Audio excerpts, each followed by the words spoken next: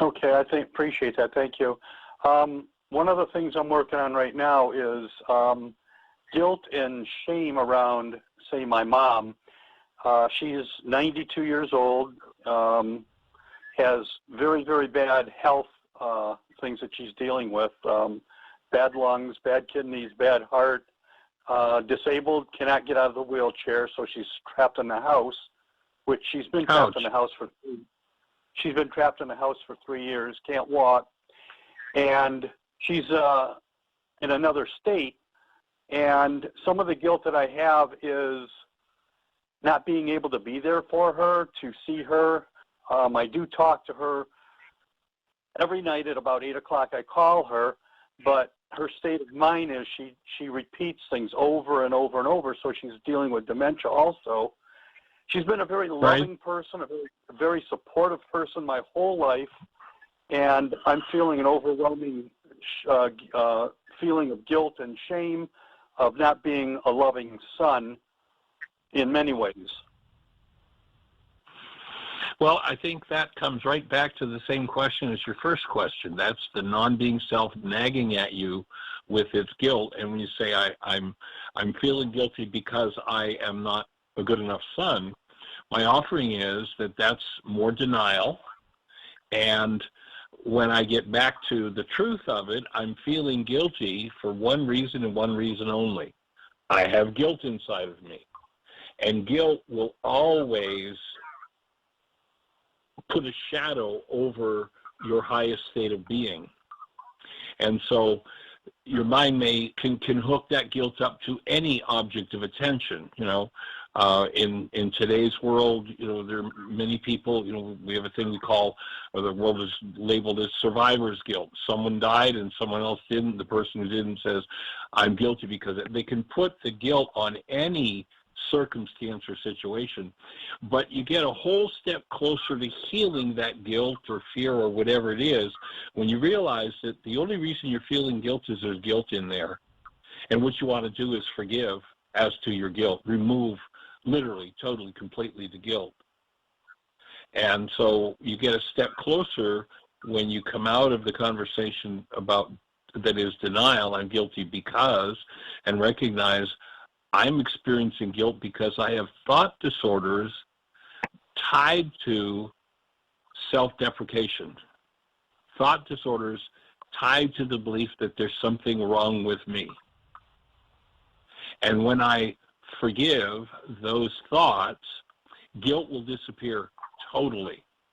And I can be in the same circumstance. I'm in one state, Mom is in another state. I get on the phone to her, and now, because I have freed myself of guilt, I am, even though I'm 1,000 miles away, I am totally, completely, 100% available to her as the active presence of love in this moment and every other moment, rather than being in the energy of guilt and setting that resonance between us.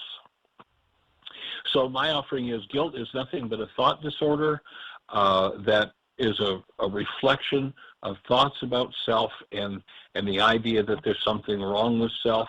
And I'd support you just getting that wake-up sheet out and forgiving guilt, letting loose of it. Okay, well, thank you. Breathing with a good breath, that's the kind that removes energy. Yeah, I've been doing a lot of breathing with it. Awesome. Yeah, the impatient, I guess one of the biggest things is the impatience that I feel when she constantly repeats herself. I breathe before I get on the phone with her. I talk about being compassionate, and then something just breaks. She'll repeat something 25, I counted yesterday, 26 times in a half hour that she said over and over. And right. I want to be loving, but I find myself impatient. So let me ask a question. If you think about in our codependence work, we introduced the concept of what we call a power person.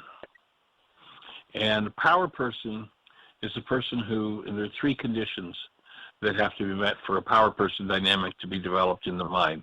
First one is this person had more power over your life than you did at some point. The second condition is they were not functioning as love. And the third condition was that I perceived the circumstance with them as survival. If those three things happen, this person has more power in my life than I do, this is survival, and they're not functioning out of love, then what happens is I absorb literally the energy that they are holding into my physiology, and it becomes part of my non-being self. In the future, and this I offer is a dynamic that runs the world, period. It is the dynamic that runs the world. When I become stressed, or pardon me, ultra stressed, then what I'll do is I'll do what my power person did that I hated the most. So my question to you would be, how did it feel when your power person had no patience with you? Not good at all. And I don't consider her my power person. I would say that's my dad. Yeah, whoever it was. I'm not saying it was her. I'm just saying, how did it feel when your power person did that behavior that you're now doing toward her? Oh, and you identify it. A 10. Okay. Right. Okay. That's what needs forgiveness. The reason you're doing with her when she speaks 25 times over, says the same thing 25 times over in a half an hour, the reason that you can't stand as a space of active present love for her and with her is because you have an unresolved power person dynamic, and that means that you have goals for her that are probably similar to what your power person had for you. And when you didn't achieve the goal that your power person, dad in this case it sounds like, had for you, that's when he'd go into that impatience. So here you are, little Derek, as a 4-year-old, and dad just said, now here's what you do, son. You put this over here and you put it with that and you do that, and then that happens. And you were 4, you didn't have the brain cells for that, and you didn't have the dexterity, and you tried to do it, and dad went into that, oh, why can't you just do what you're told to do? Why don't you understand, kid? And usually a power person we're genetically linked to them. It's usually a parent.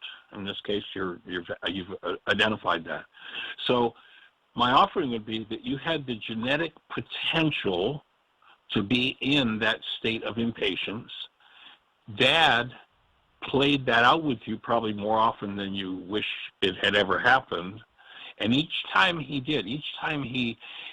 radiated that energy, you would just draw it in and absorb it. If you think about a middle C tuning fork, if you hit it on a desk and put it near a second middle C tuning fork, that second middle C tuning fork absorbs the energy and starts to vibrate. And so when you absorb that energy of his, whatever it was, impatience, rage at you, upset, disturbance, whatever word you would use to describe it, having absorbed that, maybe at the age of 2, 3, 4, 5, 10, 20, 30, maybe still today absorbing that energy from him, then until that's forgiven, when you move into a space where you're ultra stressed, and ultra stressed would mean that I have really strong goals that are not being met here. In other words, I'd like mom to, the same as dad wanted me to get it and understand and perform the way he wanted me to, here's that old goal resonating in me. I want mom to, have a logical, sensible conversation with me and understand and, just do what I want her to do here, have a sensible conversation. And that goal creates a stress in your mind, which when the first time she does it, you go, okay, that's cute, Mom. The second time, oh, okay, Mom, I can take that. Okay, I understand, Mom, that you get a little dementia going on, so it's all right. But when that goal is repeatedly violated and your stress zooms up over the roof, all of a sudden, you are now right back in relationship with your power person. And the behavior that your power person did that you hated the most is the very behavior that you will do. And it's a huge, I've only seen, Derek, over the years, 50 years of doing this, I've only seen maybe 5 or 6 people who've approached and dealt with that power person dynamic in their lives. I've only seen 5 or 6 out of the thousands of people that I've worked with. It's a major, major piece of work. But I'll offer that maybe, this would be a place where you could stand on the phone with mom and recognize, I don't have to play out what dad did. I can let that loose. I can let that impatience and anger or whatever goes along with it go. And here's, because notice the conflict with the earlier issue you were talking about. I'm feeling guilty because I can't be there for mom. And now here I am on the phone because mom isn't doing what I wanted to do. I'm not going to be with her. I'm going to be in anger instead of being the space of love. And as you forgive that impatience dynamic that literally energetically was absorbed from your power person, then you'll call mom. And mom could be in the most nonsensical conversation, the most inane, silly, irrelevant conversation, and you're calling mom just to be a space of love with mom, and that's what you'll do. But as long as you've got the goal for her to make sense of the conversation, like your father had as your power person, the goal for you to make sense of whatever this is, then the energy that you absorb from him is what's going to run your physiology. Big forgiveness work there. Remembering that forgiveness means removal. Forgiveness has got nothing to do with letting yourself or anybody else off the hook. Forgiveness is, I cancel the goal. In this case, I cancel the goal for mom to make sense and refrain from repeating herself. So I cancel my goal for mom to make sense and refrain from repeating herself, and breathe and let yourself drop into that energy of deep impatience and move it out of your physiology. And then you'll call mom just to hang out with mom, whatever mom does. Wow.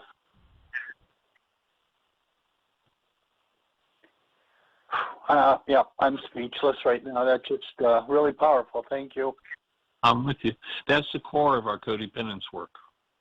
The reason I say that this is what runs the world, there are only 3 behaviors that are possible for someone, literally in their whole lives. There are only 3 behaviors that a person will ever do until they understand and resolve the power person dynamic. And the 3 behaviors will be controlled by the level of stress that they're under. The first level of behavior will be when there's no stress, I'll do whatever I did to get along with my power person. When stress starts to build, I'll do whatever I did to resist and survive with my power person. And then when I become ultra stressed, I'll do what my power person did to me that I hated the most. Friends, the world. So if what I did to get along with my power person was, I was Mr. Nice Guy and Mr. Cool, I'll call mom, no stress. I'm Mr. Nice Guy, Mr. Cool. Hi, Mom. How are you? I cherish you deeply. And Mom says something. And then she says it again, and you breathe, and you go, yeah, I know, Mom, and I'm just here to cherish you. And then stress starts to build. And then maybe if, let's say, the second level of behavior, the second level of stress, how did I resist and survive with my power person? Maybe I got into anger. And so there'll come a point where when that goal, the energy response to that goal starts to build, it's like, God, Mom, can't you just shut up and tell me something logical? And then ultra stressed, just totally, completely flooded with impatience and, literally going into the same berserk pain that you felt when Dad radiated that impatience and rage toward you. And that's a whole energy dynamic that just needs to be faced and forgiven, and that's exactly what the forgiveness wake-up sheet process is for and about.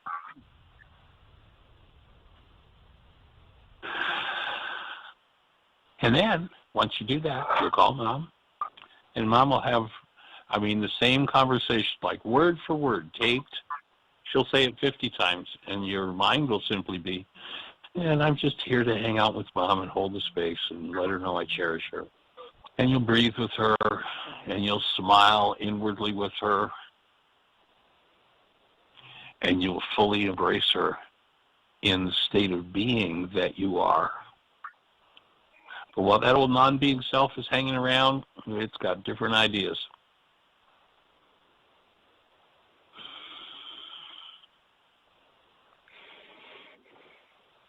Well, thank you. I'm really looking forward to my conversation with her tonight with a new perspective. Sweet. Well, I'll be holding the space with you, and just notice at each moment when you're talking to her what your goal is at the moment. If you feel your stress starting to build, just cancel the goal. You know, if my thought is, gee, Mom, you know, you already told me that, and I really want to have a different conversation with you, then cancel your need to have a different conversation with her and reset the goal to just be in a space of embracing her fully in your love, whatever she does. And then maybe you give us a shout tomorrow and let us know how it went, or Monday and let us know how it went. No, definitely. Yes, I've got at 8 o'clock. You're in Central Time, right? Yes. Yeah, so at 8 o'clock tonight, we'll be holding you and Mom in the space. Oh, awesome. Holding you in our heart. Yeah. And then, you know, I'll just invite everybody that's listening to the show, and there are people all over the world, and, you know, 8 o'clock Central Time, let's just join as a community and be holding both you and Mom and Dad. Because Dad only did that, you know. There can be a tendency to go, yeah, Dad, boy, what he did was so awful. You know something? Dad had a power person. And just like until you understand it and forgive it, you have no control over what you do. It's just bang, there it is. He had no control, and he had no tools. He didn't have a clue that could be changed. You're starting to step into. But remember, he had a power person who had a power person, had a power person, had a power person. And you're the one in the bloodline, perhaps, or probably the early adopter, the first one who's ever conceived of. This could all be dissolved and changed. And you're going to do the gut level work. You're going to do the heavy lifting of literally freeing the bloodline from that dynamic.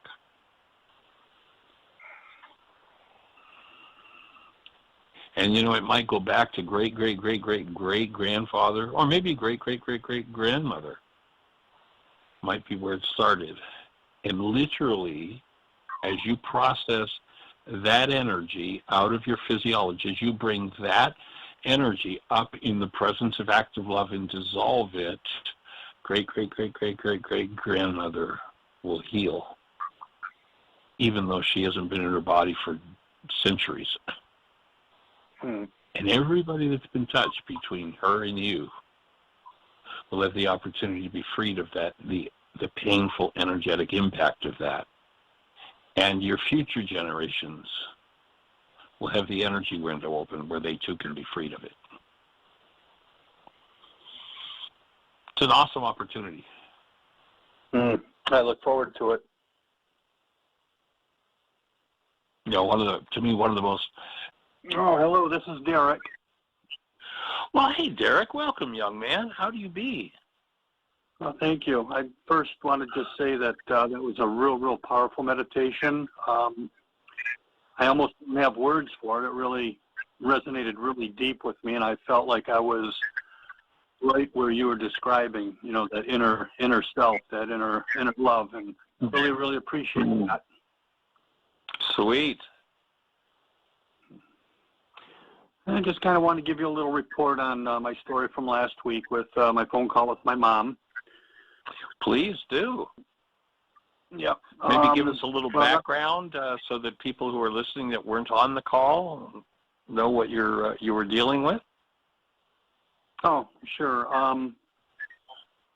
Well, my mom's background on my mom is she's 92, and she's stuck in a wheelchair. She can't walk. She's got heart problems, liver problems, kidney problems, all kinds of stuff, and experiencing not the first stages of dementia, but I think a little bit more advanced, although she still recognizes people and knows who they are and things like that. And she's in a different state than I am, quite a few hundred miles away.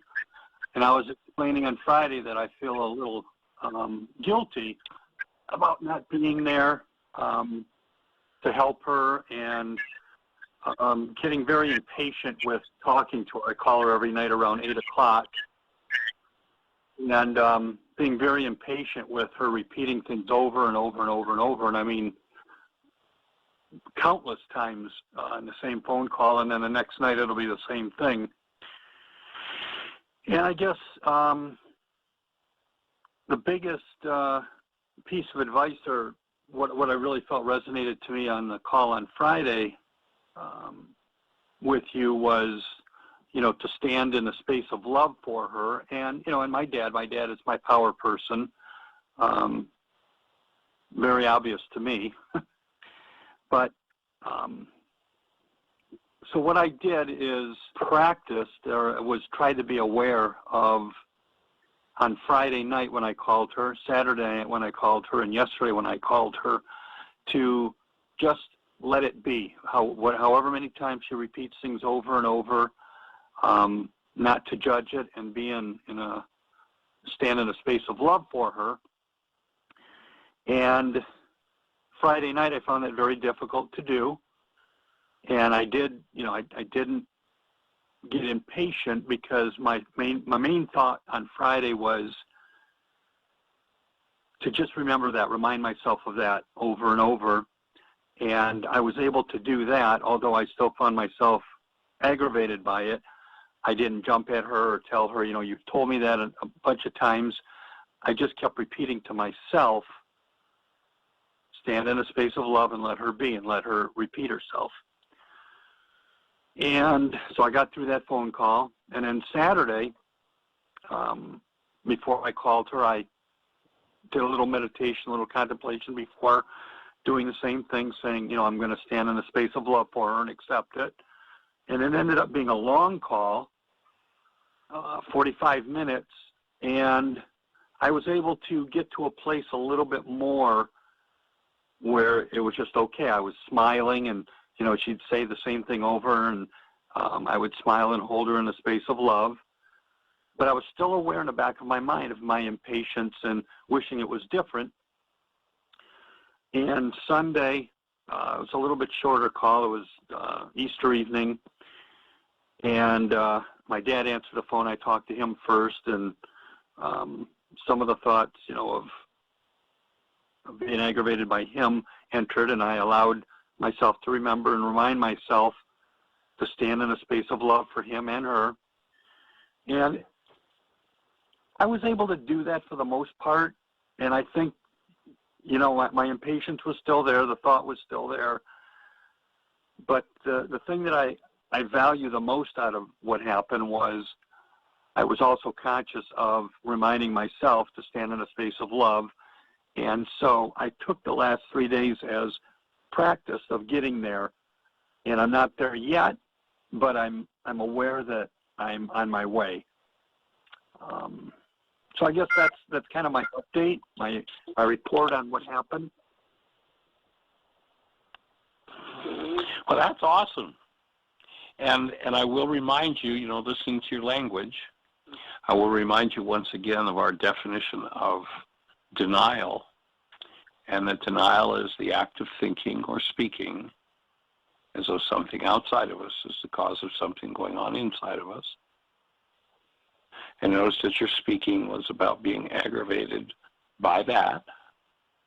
And my offering is that your forgiveness work now, your assignment, should you choose to accept it, and this tape will self-destruct in 5 seconds, your assignment is to forgive aggravation, because you've never been aggravated at or by your mother or your father. There's just aggravation in you. And you bring it to mother or father, and perhaps there have been a few other people that you brought it to. Maybe even yourself, the person you look at in the mirror. Perhaps you've been, in your mind, aggravated at yourself, and to realize that aggravation is just a perceptual construct based in thought disorders that I can place anywhere, on anybody. and think of them as cause. And when I do that act of denial, I literally have to dissociate from the true cause, which is inside of me. And when I dissociate from it, it's no longer mine to change. It's kind of like, creating a file on your computer, putting a password on it, and then forgetting the password. You're never going to open that file again. When I say that made me really aggravated, then I've created a dissociation from the cause of my aggravation, which is internal to me, and it's no longer mine to heal.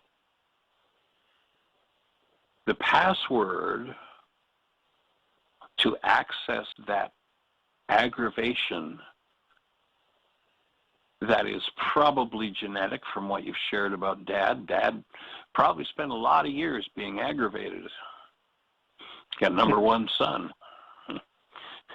And at himself and at Mom, and seemed like at everybody. So you probably came by it honestly. So it's probably a pretty potent energy that's been around in the family system for a long time. And I could just about bet if we had a deep conversation with your dad, he came by it as honestly as you have. And if you have a son, good chance. I don't know whether you have any children, but if you have a son, you probably passed it on. And if you were to have a son tomorrow, if you don't resolve it, then your son will probably carry on the family tradition. Or the password for accessing the root of the aggravation is forgiveness. That's where to dig out the wake-up sheet. Aggravation would be the feeling, the person you're putting it on, in this case, Dad or Mom, the circumstance, the situation, the goal, and then the collapsing, the canceling of that goal will collapse the surface mind's perceptual construct based in hidden aggravation. And as it collapses in on itself, and you may have to do that many times to move into those generational patterns, tie it in with this meditation. Do the wake-up sheet first and then go right in, dive in with this meditation, and you'll reach deeper and deeper into that dissociated content until you remove it. And then, no matter what happened in your world, aggravation could not be part of your mind's construct because the content isn't there. You may have to do that, as Yeshua said 2,000 years ago, 77 times, 70 times. And when you're finished with it, you'll be finished with it. And we'll hold the space for that. Any support we can be. That's what we're here to do.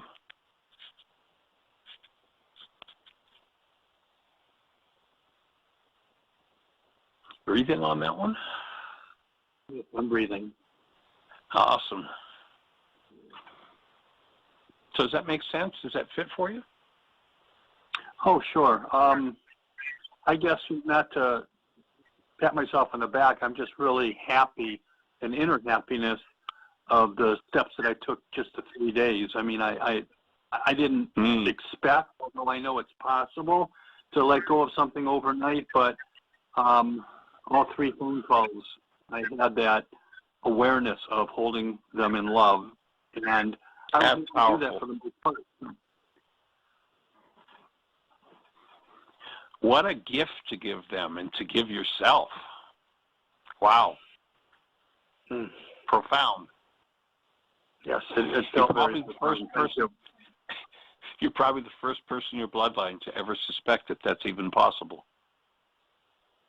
I believe so. Yeah. What a gift to give. Cousins, aunts, uncles. Once you put that into the genes, there's a piece of research that was done in Japan, a couple decades ago, and it was done with a particular type of mouse or rat, I don't remember what. And it was about, they put them in a maze, and, it took X amount of time for the rats to run the maze. And over time, the rats shortened the time it took to run the maze. They picked up with that same kind of rat. The experiment in America about a decade later, 10 years had gone by. Obviously, they had rats that had no relationship to the rats that were being researched on in Japan. And the researchers here, when they used the same maze, the rats that they put in the maze started out where the rats in the research 10 years earlier in Japan had finished. When we put something into the field, it becomes available to everyone connected in that field. And as you know, having worked with A Course in Miracles, the Course informs us millions yet unborn will benefit from the work you do. So congratulations, that's awesome. Thank you. We're delighted to be here, to be on your team.